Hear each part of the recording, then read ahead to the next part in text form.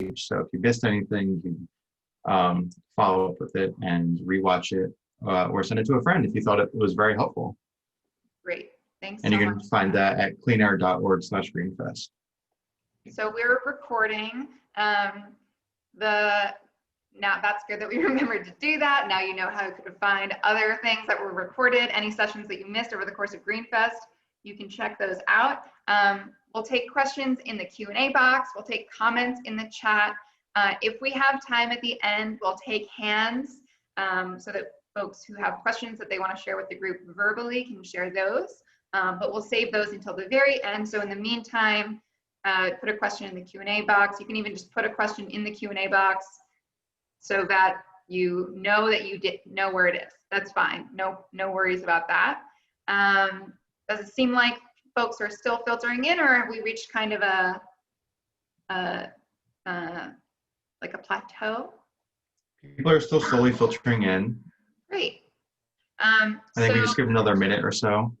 Great. So everyone just pull up the chat box. Let us know where you're from. Let us know if you're a member of the Energy Co-op, and let us know how you found out about this webinar. We'd love to know how you heard about it.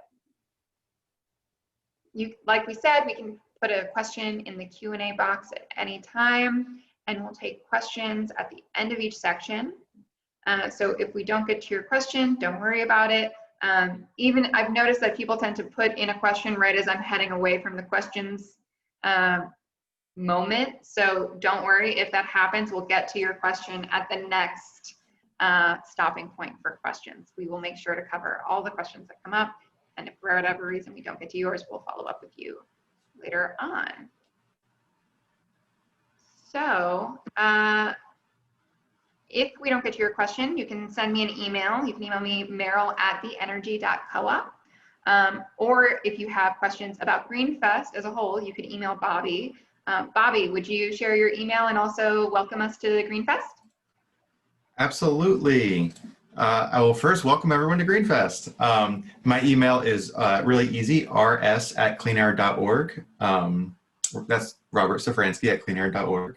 I'm the events director here at the Clean Air Council. And again, I'm very excited to welcome you to one of many events at the 2020 Virtual Greenfest Philly. This is one of dozens of events that have been taking place over the last 2 weeks. It continues with live events going through this Sunday, September 27th. And again, you can see the full list of scheduled events at cleanair.org/greenfest. You can see all of the past events that have been recorded. At that same webpage, we have a recap page that has them all laid out really nicely. I want to welcome everyone. You know, we're very excited for this. I can stop talking now and send it back over to Meryl to talk about the power of cooperatives. Awesome. Thanks so much, Bobby. It's really great to be here at Greenfest. This is our second webinar at Greenfest. We also did a webinar on RNG with Clean Air Council's very own Russell Zerbo, which was really a treat. If you want to learn more about RNG after this presentation, you can do so. We host a webinar on RNG every month on the second Tuesday of each month, and you can find more information about that on our website at theenergy.coop. But in the meantime, let's jump into this today. Before we really dive in, I'd like to ask folks to set an intention to be present even in this digital space. It can be difficult to truly be present when, you know, we're disconnected in this way, but take a moment to settle into where you are, which is in front of a computer or a screen of some kind, or if you're calling in, you're on the phone, and just remove distractions, grab some water or get a notebook if you're the note-taking type, and let's all just take one deep breath.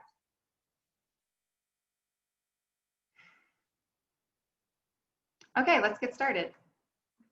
So what is a cooperative? Before we can learn about the power of cooperatives, we need to know what a cooperative is and how being one allows the Energy Co-op to innovate in a way that corporations won't.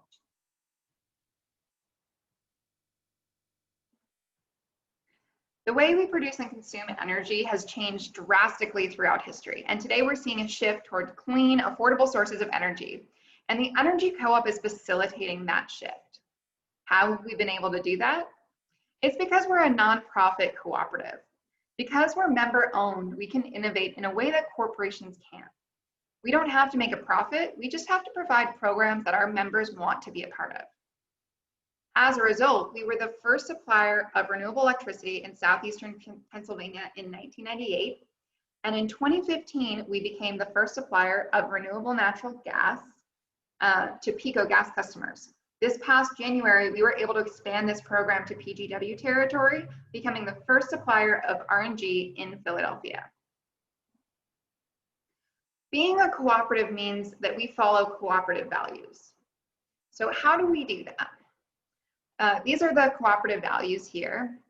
And the way that we follow them is that 1, membership is voluntary and open to anyone who pays a utility bill within PICO, PPL, or PGW territory.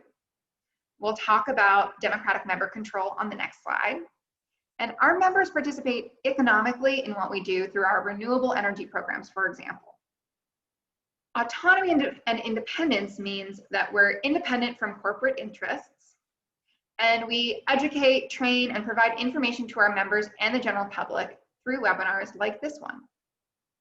We form partnerships and cooperate with other cooperatives like Weaver's Way. We also cooperate with mission-aligned organizations like the Clean Air Council. And we have concern for community. We actually care about our community, both of our members and in southeastern Pennsylvania as a whole. By promoting renewable energy programs, energy co-op members help create jobs and opportunity here in our state. Working with our members is one of my favorite parts of my job. They're a truly inspiring group of people who want to make a difference. And our members elect our board of directors at our annual member meeting each year. Each member gets 1 vote. You can't get more votes no matter how much energy you use. And that means that we're truly operating in a democratic way. So now that we know who the energy co-op is and what a cooperative is, let's take a moment to understand renewable electricity and how it operates in a deregulated market, and how renewable mandates drive both investment and innovation. So what's deregulation? Deregulation is only the supply of electricity and or gas, which means that anyone can produce and supply in a deregulated market. Even in a state with deregulation, regulated utilities still deliver electricity and gas because there's only 1 set of wires and 1 set of pipes. The wires and pipes are still regulated by the state. Where is there deregulation? Well, we can see on this map here that Texas has deregulated electricity, and they were one of the first states to do so. California is deregulated for gas, but not fully deregulated for electricity. And then this northeastern corridor is deregulated for both, meaning you can choose your supplier for both electricity and gas. And importantly for us, both electricity and natural gas supply are deregulated in Pennsylvania. So why is there deregulation though? Well, deregulation allows consumers to choose, with the idea that choice and competition would reduce energy prices. But what are the consequences of deregulation? So what deregulation also did was make renewable electricity and RNG supply possible by giving consumers choice as to where they get their energy supply. It's very unlikely that utilities would have done this on their own. So, what do you think about energy choice? Let's take a poll to see what people think about energy choice. Forget the big box that's in the middle of your screen. That's me launching the poll, but you've got it launched too. So go ahead and take a moment to fill that out. We've got 2 people have voted so far. I put myself as a 4. I think there's pros and cons, but I think energy choice is a little bit better than the alternative. We've got almost a little over half of our participants have voted. We're very close to getting full participation. Let's see if we can get everyone to vote within the next 30 seconds. There are only 2 people who have not yet voted. Bobby, I think you get to vote too if you haven't yet. Okay, but 1 more moment. And you can also share in the chat if if you're having trouble with the poll. So let's end the poll. Share the results.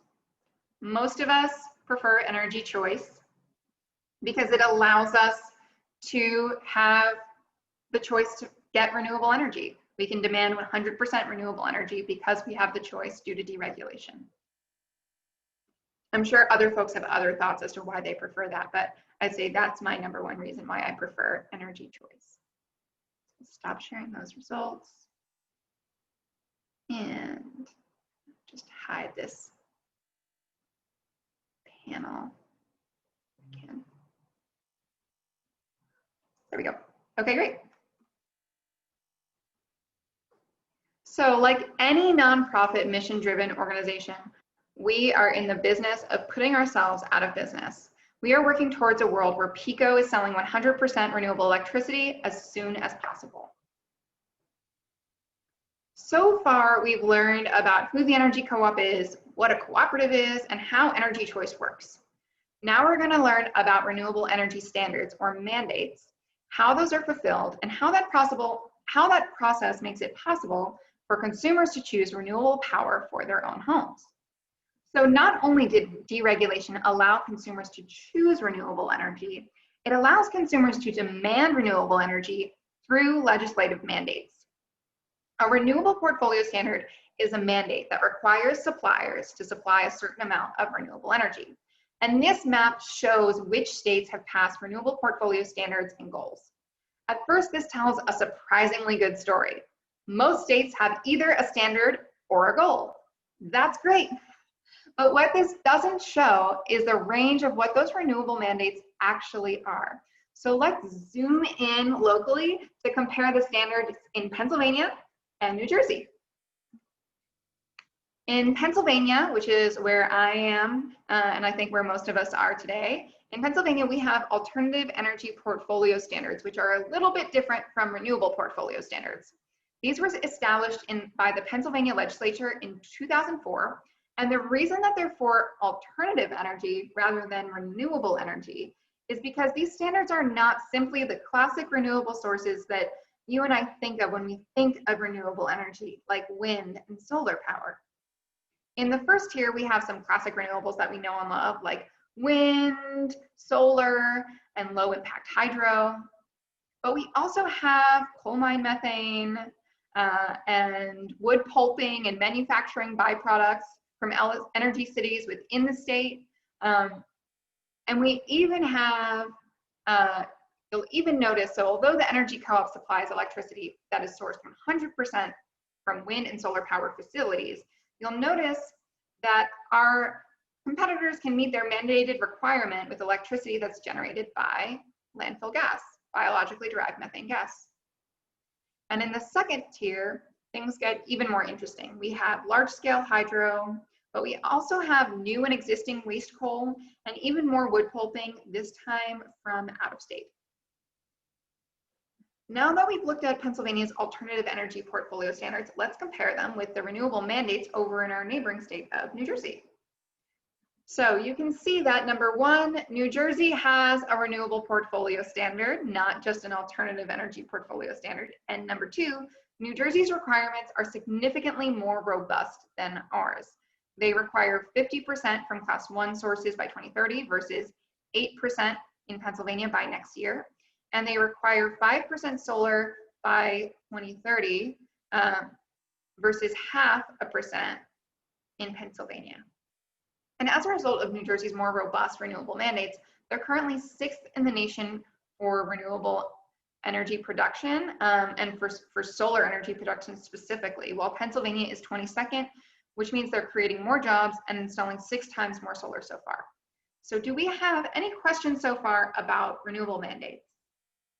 And I'll look to Bobby to fill me in on what questions are coming in through the chat. Questions, not necessarily about renewable mandate, but someone asked if there are cons to energy choice. Oh, I love that question. So I would say that the big con to renewable energy choice is that not everyone is automatically getting 100% renewable energy, right? This means that you have to make a choice. If you don't choose, you get the default mix of coal, nuclear, and natural gas. And many people don't choose. The majority of Pennsylvanians don't make a choice, unfortunately. And so as a result, the adoption is we need to work really hard to get as many people as possible to make a choice. We're in one of the few states where people do get a choice, which makes it even more important that we make that choice and vote with our dollars for renewable energy. Other cons could be that choosing is a little more complicated. Some people are confused by it or don't know how to do it. So there are those logistical issues that are in place in terms of deregulation, whereas if everyone automatically all had renewable energy, that would be great. That's just not the world we live in. And it would be, even if we weren't deregulated, it's very unlikely that utilities would just decide to go with 100% renewable energy just like that, due to who utilities are often owned by and other issues involved in that. Does that answer that question? I hope so. Sue asks, does the energy co-op provide additionality, i.e. new energy is actually produced, or RECs? That is a great question. We do use RECs, and I'll talk a little bit more about RECs in a moment.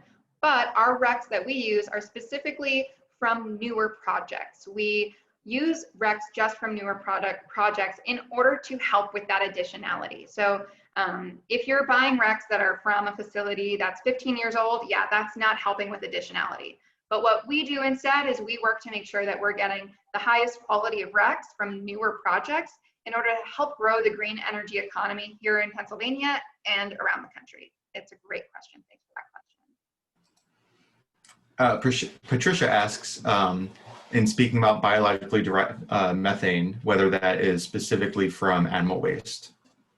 Often not. It is. So we'll talk a little bit more about biogas a little bit later, or RNG, but that can be sourced from all different kinds of things. It can be from landfills, wastewater treatment facilities, and also, like you're saying, from agricultural biogas and digesters. Thanks for that question. We'll talk a little bit more about that a little bit later on, but you're way ahead of us. Another question that might be ahead of where you are. Lucia is asking if there are recommendations for choosing an alternative or a renewable energy company. Apparently, as you know, sometimes when you sign up for renewable energy companies, they start raising and charging more, even than PICO does. So do you have recommendations on this? You just were breaking up a little bit, so I didn't catch the end of that question. But yes, I definitely have suggestions for which energy supplier that you could sign up with. The Energy Co-op is a nonprofit supplier of renewable energy. We were the first ones to do it. And because of our cooperative values, we value transparency, which means we don't do tricks, we don't do gimmicks. We're member owned. So we report to our members, not stockholders, which means we don't do the unfortunate kind of industry standard practice of raising rates up and up and up. We do our best to keep them as stable as possible while still maintaining our operation costs as a small nonprofit. That's a great question. But it brings us to the point that it's really important when choosing a supplier to choose a supplier that you can trust. And that's what the real power is of being with a cooperative, is that as a member owner, you're not buying from some organization that you're not a part of. You're an owner of this cooperative, which means you have a say in how we do business and how we treat our members, specifically you. So that's a great question. I love that one. Any other questions before we get into, we'll actually get into RECs next? That's all we have right now. But again, I'll keep an eye on the questions and bring them up at the next break. Yeah, perfect. So now that we understand what renewable portfolio standards are and how they can differ between states, let's look at how these requirements are met. So if there's only one set of wires, how does that electricity get from the wind farm or the solar array to my house, right?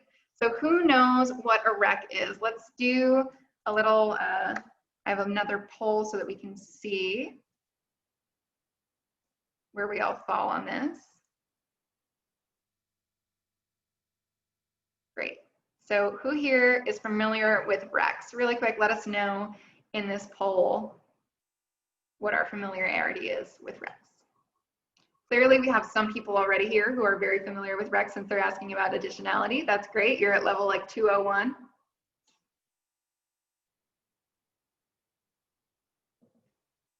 Give it up. We've got the majority of people have voted so far, but we'll give it another moment.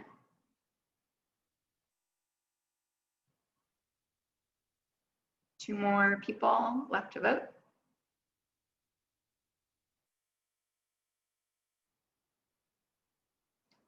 I feel like I should sing the, what's that song from that game show? Do, do, do, do. Okay. Let's leave it there and share the results. So most of us here today know a little bit about RECs. Some of us know all about RECs, and some of us have never heard of RECs, which is totally normal. I had never heard of them either before I started working in renewable energy. So for some of us, this will be a deeper dive into learning more about RECs. For some of us, this will be a review. And for some of us, this will be an introduction. And that's all totally fine.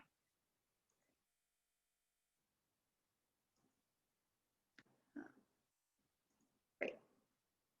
So what the heck are RECs? A renewable energy certificate, or REC, acts as an accounting or tracking mechanism, like currency, for solar, wind, and other green energies as they flow onto the power grid. So RECs are a way to ensure that people who claim to supply renewable energy are actually doing so. They're a currency that keeps track of renewable electricity that is produced and sold. And these were created by a legislative mandate. These were created by law in order to keep track of whether renewable portfolio standards were being met or not. So the renewable portfolio standards were created and they were like, oh, how do we enact these? How do we make sure that these standards are being met? Let's create a way to track the electricity, because once electricity is generated, all the electrons look the same. You can't tell where they come from, just like you probably wouldn't be able to tell where exactly I was born just by looking at me. Although if you guessed New York City, you'd be right. But you'd have to look at my birth certificate to be sure of exactly where I was born, at which hospital, what streets was I born on. You'd have to look at my birth certificate for that. And that RECs are kind of like a birth certificate. They let you know where the energy comes from so that we can make sure every kilowatt hour is accounted for. So let's take a moment to watch this video.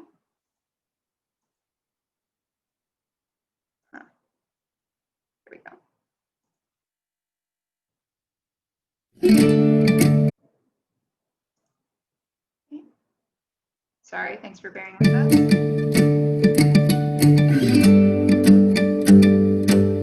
Have you ever wondered, when you turn on your lights, where that electricity is coming from? In the United States, most electricity comes from coal, natural gas, and nuclear. And some renewable sources, like hydropower, wind, and solar. No matter where electricity is generated, it is mixed together on the shared electricity grid. When you turn on your lights or your TV, you pull some of that electricity out. Once electricity is put on the grid, there's no way to know where it came from or how it was generated. All electricity is the same. If you want to green your power, though, you can do that with renewable energy certificates. These certificates are created each time 1 megawatt hour of renewable energy is generated and put on the grid. Oh, sorry about that. Certificates. These certificates are created each time 1 megawatt hour of renewable energy is generated and put on the grid. About what an average home uses in a month. The wind turbine spins, or the solar panel collects sunlight, and when enough electricity is generated, a certificate is created. This certificate proves that 1 megawatt hour of renewable energy was generated, and it embodies all the green, environmental benefits of that megawatt hour, including lower amounts of smog-causing pollution and greenhouse gases like carbon dioxide. All of these benefits are included in the certificate. Whoever owns the certificate owns that megawatt hour of renewable energy. Certificates are used by states and the federal government to track use of renewable energy. They're also used by utility green power programs to track which customers receive green power, because certificates provide the only means to know that 1 megawatt hour of renewable energy was generated on their behalf. When an individual or business buys a certificate, they're buying renewable energy and can claim all the environmental benefits of that megawatt hour. Certificates also allow wind and solar developers to build wherever the resources are, knowing they will be supported by customers from across the country. Renewable energy certificates work because cleaner air and water are worth something extra to all of us. And certificates allow us to buy these environmental benefits no matter where we live. They help bring us that much closer to true energy independence. Power from the sun, wind, and water. And that makes the future brighter for all of us.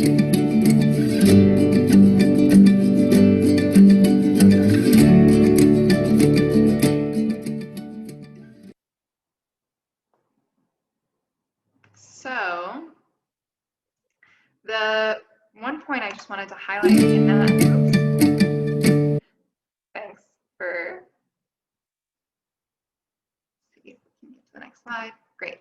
So one of the points I really love in that video is about how RECs provide the incentive and the assurance to solar and wind developers to know that they'll be able to get that extra value from the power that they generate with wind and solar power.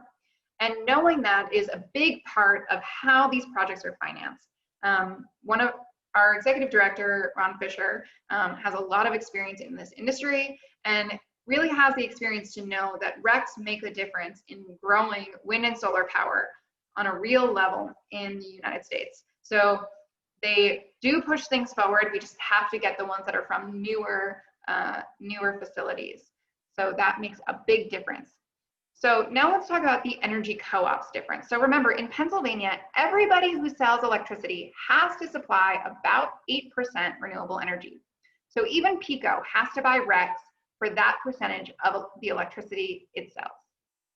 But the energy co-op does more, 92% more, because we're supplying 100% renewable electricity, which means that we have to buy and retire RECs for all of the electricity that we supply.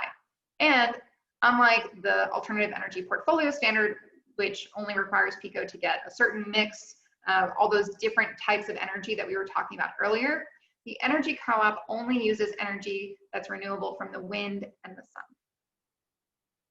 sun. So I do want to take a moment to see if we have any questions about RECs before we get into the power of buying renewable electricity from a local cooperative.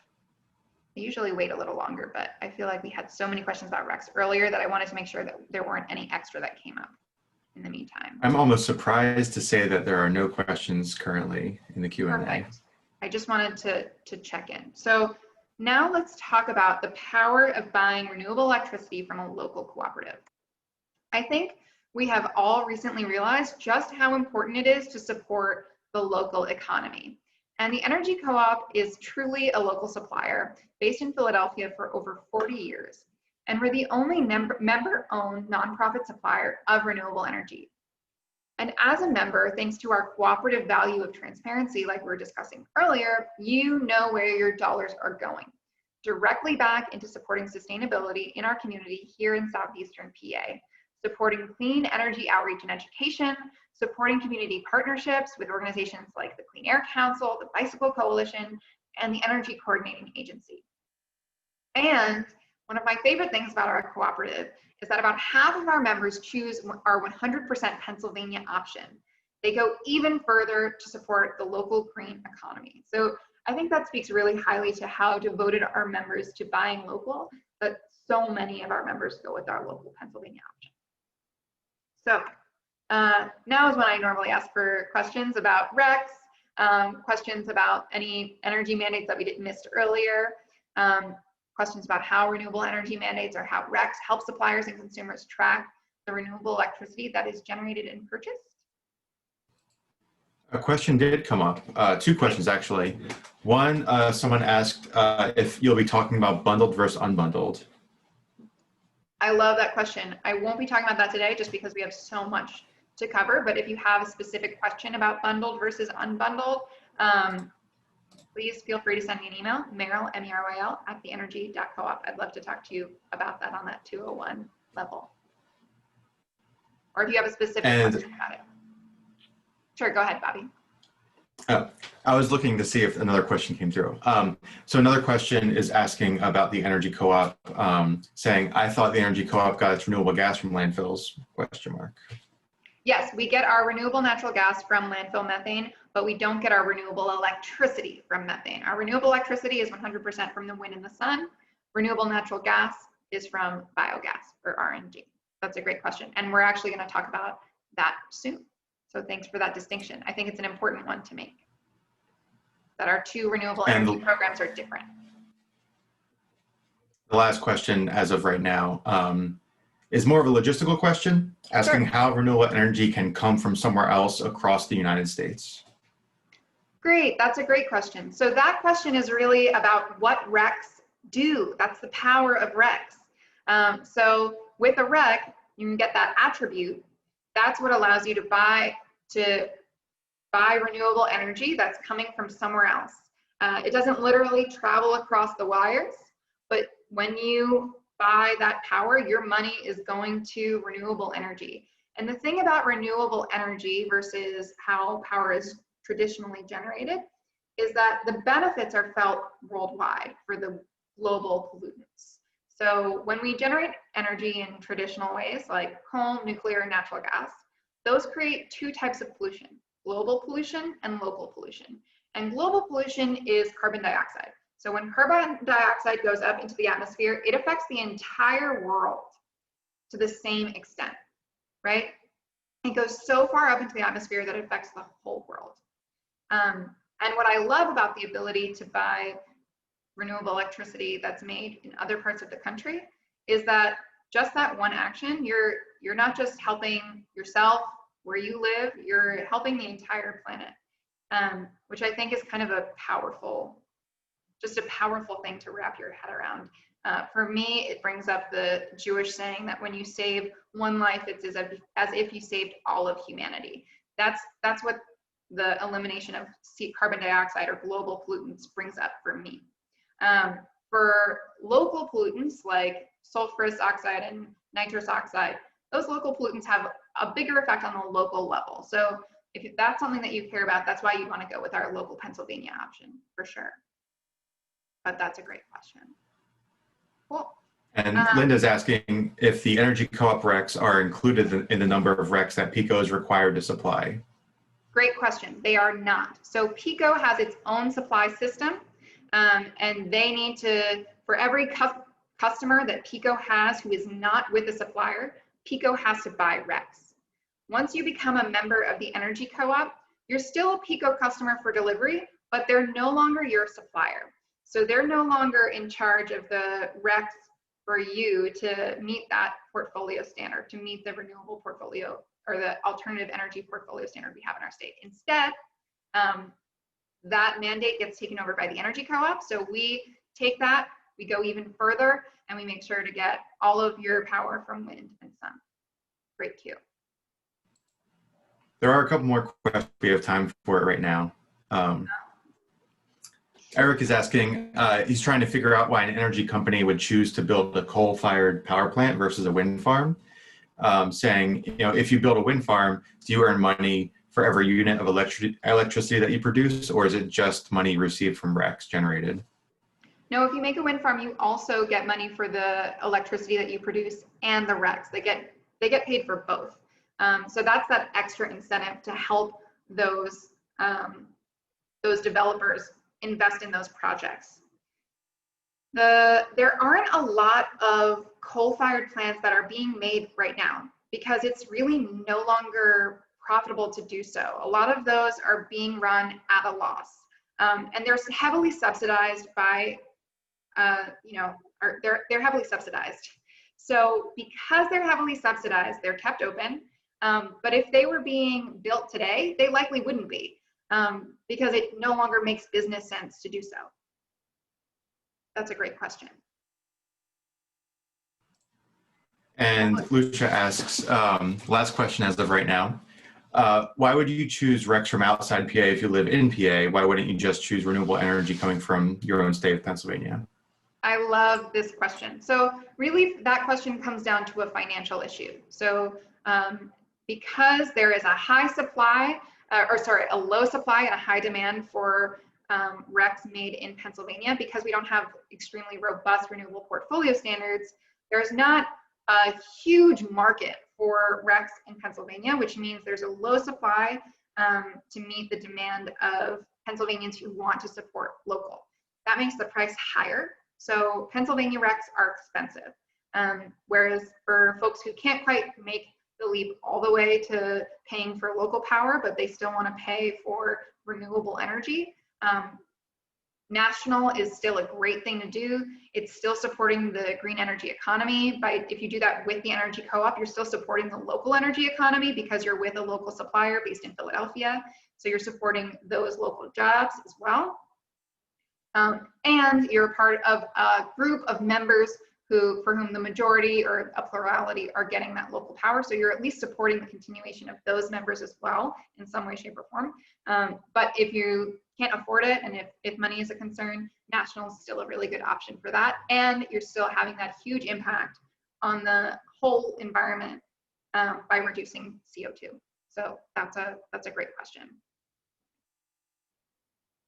Thanks for that. Okay, still no questions left? That's all we have as of right now. Okay, great. I love this group. There's so many great questions. Okay, so you can sign up for our renewable electricity program. You can choose national or local, whichever you do is totally great. You can sign up on our website at theenergy.coop or by giving us a call at 215-413-2122. And I'll also provide a demo for how to sign up on our website for anyone who is interested after we take any last questions. I'm going to take a sip of water for the next slide. Okay, so now that we understand energy choice, renewable portfolio standards, and RECs, we have a foundation for understanding the systems that make our renewable natural gas program possible. So before we get into talking about renewable natural gas, let's talk about what's the problem with conventional natural gas. And we can have this discussion in the chat. And Bobby, if you wouldn't mind just shouting out what people are putting in the chat so that I can stay in the loop. I'll start too. The first thing that comes to my mind is drilling and fracking. We learn a lot about this from Russell Zerbo in the presentation that he gives in concert with our RNG webinar. There's huge disruption to communities due to drilling and fracking that the Clean Air Council does a lot of really great work advocating against. Do we have any other ideas in the chat that are coming through? Not as of now. So yeah, throw in what the problem with conventional natural gas is right in the chat, and I can relay that to all your other attendees. Great. Other thoughts that I have about what's wrong with conventional natural gas is that methane leaks pollute our air. It also disrupts waterways. So it's really I never have known as much about how harmful it is as I have since I've started sharing with others about the real problems with drilling and fracking. It's really harmful to our planet.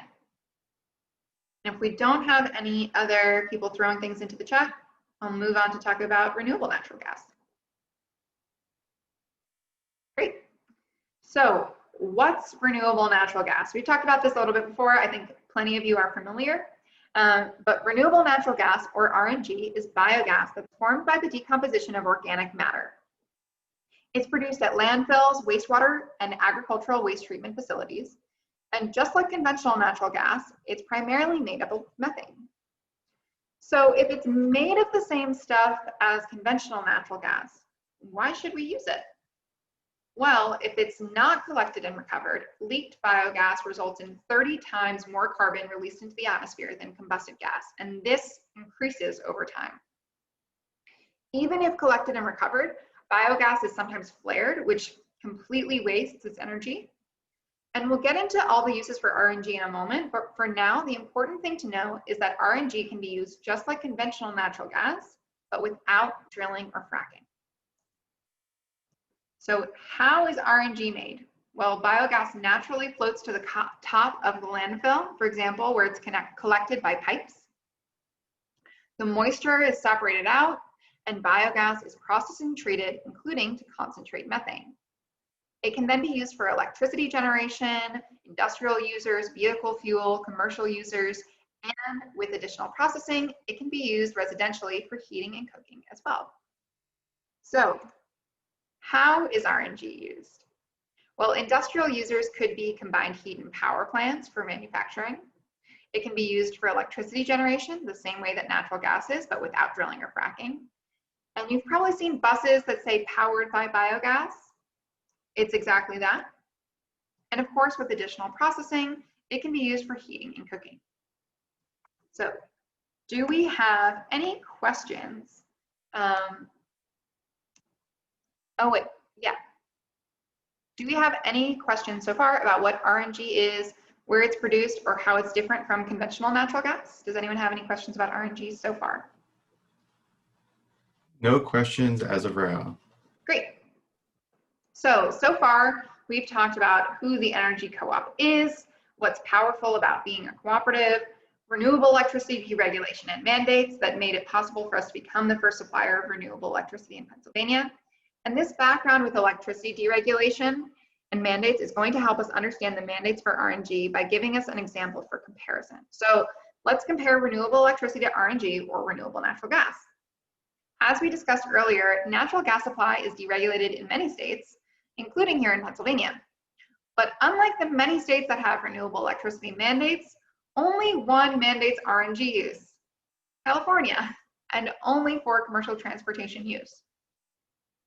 California passed a low carbon fuel mandate in 2018 that required oil companies to cut the carbon content of their fuel 10% by this year, in part by buying RNG. This has had an enormous impact on RNG markets in California. But even though there's no RNG mandate in Pennsylvania, the energy co-op is voluntarily supplying 100% renewable natural gas. Just like with electricity, where we voluntarily supply 100% renewable electricity when we only have to provide about 8%. For electricity, 92% is voluntary. For RNG, 100% of our supply is on a voluntary basis. But we do it the same way with renewable natural gas credits, or RINCs. RNG today is where renewable electricity was 20 years ago when the energy co-op first launched it. Back then, renewable electricity was 100% voluntary. But look at renewable electricity now. Most people know it's an option, and there are mandates all around the country to support it. Now's the same time to do the same thing with RNG, to reduce drilling and fracking and support sustainability innovation. So now that we understand what RNG is, how deregulation made renewable energy supply possible, and how RECs and RINCs are used as currency that allows suppliers to claim they are supplying renewable energy, including RNG, let's talk about the what and how of the energy co-op's RNG program. So as we discussed way back in the beginning of our time together tonight, the energy co-op first started supplying RNG to Pico Gas customers in 2015. And as of January 2020, we became the first and only supplier of RNG in Philadelphia through our expansion into PGW territory. How does it work? It only takes a couple minutes to sign up, and then we become your gas supplier. Your bill still comes from the utility. If you smell gas, you still call the utility. But this way, for every unit of gas you use, your money is going towards the recovery of RNG from the decomposition of organic waste in landfills and other organic waste treatment facilities. There's no interruption of service. You'll just see us listed as your supplier on your gas bill within 1 to 2 billing cycles. Your distribution charges stay the same. And the average Philadelphia area household paid 60 to 75 cents a day more for RNG during the last 12 months. Excuse me. So what are the benefits of the energy co-op's RNG program? Less drilling and fracking means less disruption to the surface and subsurface environment, less surface and surface water pollution. Less flaring means less wasted energy.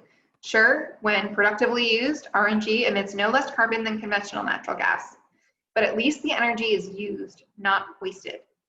there's no drilling or fracking, and it's a sustainable resource that closes the loop of our waste. And finally, just like we did when we supplied renewable electricity before there was a renewable mandate in Pennsylvania, supplying RNG helps create a market for a sustainable renewable resource. Using RNG can be an incentive to landfills and others to process and put biogas to good use. Do we have any questions about RNG? I'm waiting for them, but nothing in the Q&A as of right now. That's great. Then we'll keep zooming through because we only have about 10 minutes left, so we'll keep it moving. Here's asking for questions. You can sign up for RNG also on our website or by calling us, and I'll provide a demo for how to sign up on our website for anyone who's interested after we take any last questions. So it's important to remember that we're only at the beginning. As a cooperative, we can innovate where others cannot. But as with renewable electricity, others will eventually follow. So we expect to adapt as we grow our renewable natural gas program and our renewable electricity program. How? Well, first, it's important to understand why the energy co-op is the first to supply RNG. It comes from the power of being a cooperative. RNG isn't profitable yet. As a nonprofit cooperative organization, we aren't held to only doing what's profitable. We're held to providing programs that our members want. And our members want an option for sustainable gas that doesn't require drilling or fracking. As a member of our RNG program or renewable energy program, you get to vote at our annual member meeting. And our members really tell us what they want. As more and more people become educated about clean air issues and about climate change issues, our members and the community at large are starting to demand more and more green energy. So last, let's look at agricultural biogas as an alternative source of RNG. We got a question about this a little earlier, so I'm excited to touch on this.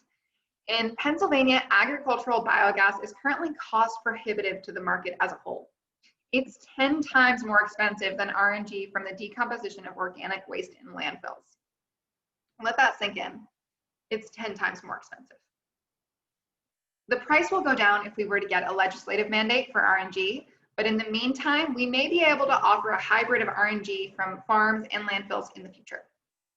As with electricity, a legislative mandate would help, perhaps not like the one in California, but one that mandates RNG use. For example, Pennsylvania's renewable mandate currently recognizes RNG generated electricity as renewable.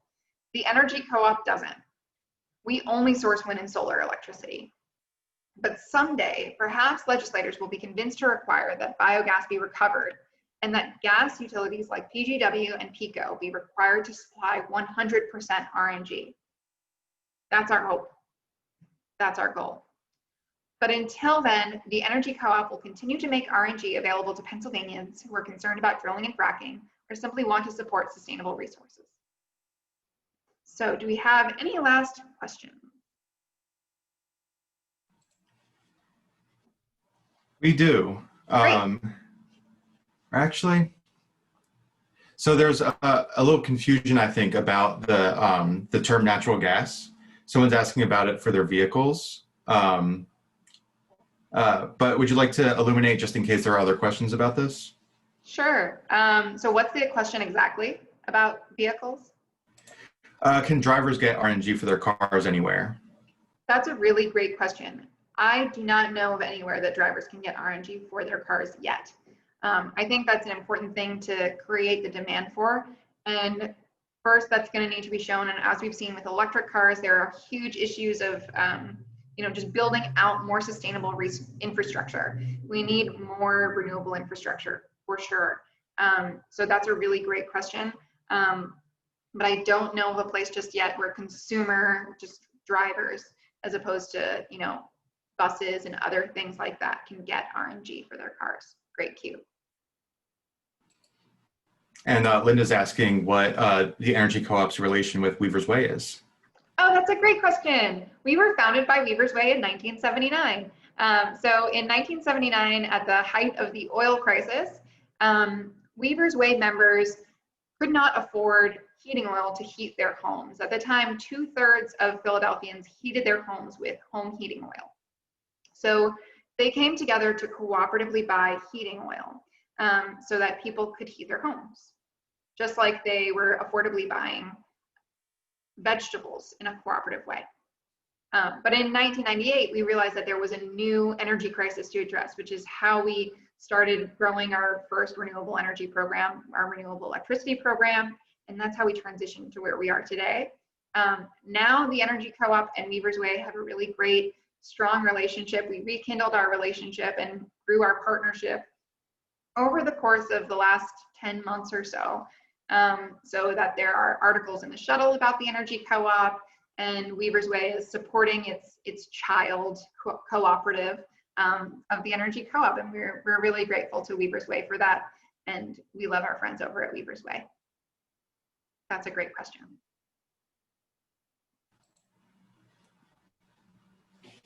I think those are all the questions, unless anyone has a last minute thing to add into there. Great. Well, folks can keep putting that in if they like. Thank you to everyone for coming. For those who are interested, you can stick around for a walkthrough of our online enrollment process. We have about 6 minutes left, so we can do that way.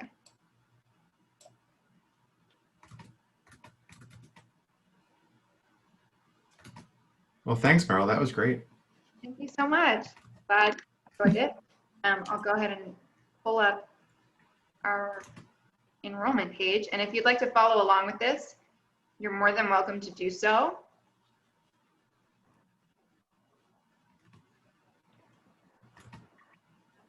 Now I am no longer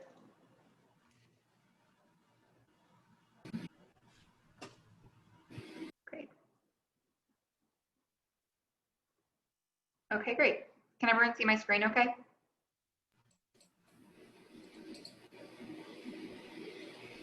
Yes. You have some blocks covering up some of the screen, but most of it is clear. Let me try that again. Thanks for that.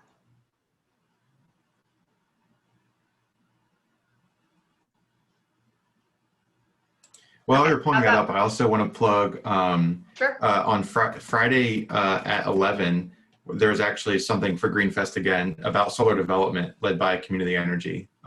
So if people are interested in how solar is getting developed, what its place is today in the energy grid, and how we can get to a place where we don't have to rely on fossil fuels, check that out. I will put the Zoom link in the description or in the chat, but otherwise, again, you can look at our schedule and we have everything in there. Great. So to join the Energy Co-op, on our website, this is theenergy.coop. You click join today. And this is our enrollment form. Signing up for renewable electricity is really easy. So I'm going to do the harder one, which is RNG. And it's tricky for PICO customers or PGW customers specifically. So we'll do that. So you select your utility, select your product. If you're signing up for renewable electricity, you'll have the options for national or local right here. You can fill in basic information here. That's very simple. And then to find your account information, can you all see what's this sample bill on my screen? Yep. So this is the 4th page of your PGW bill, and it's got a shopping information box here.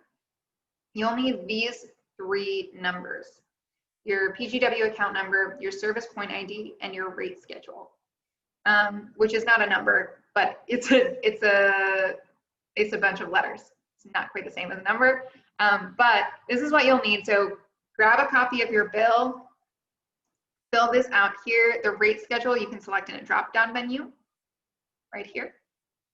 And then you'll have a chance to verify your information before you click submit. And I'll also send a follow-up email after this with additional instructions if you don't get to it tonight, although I'd encourage you to do it while you're thinking about it. But if you get to it tomorrow, no worries, I'll send you a link in your email for that as well. And unless we have any more questions, thank you to everyone so much for coming. Oh, now I can see the chat. Oh, thanks, Russell.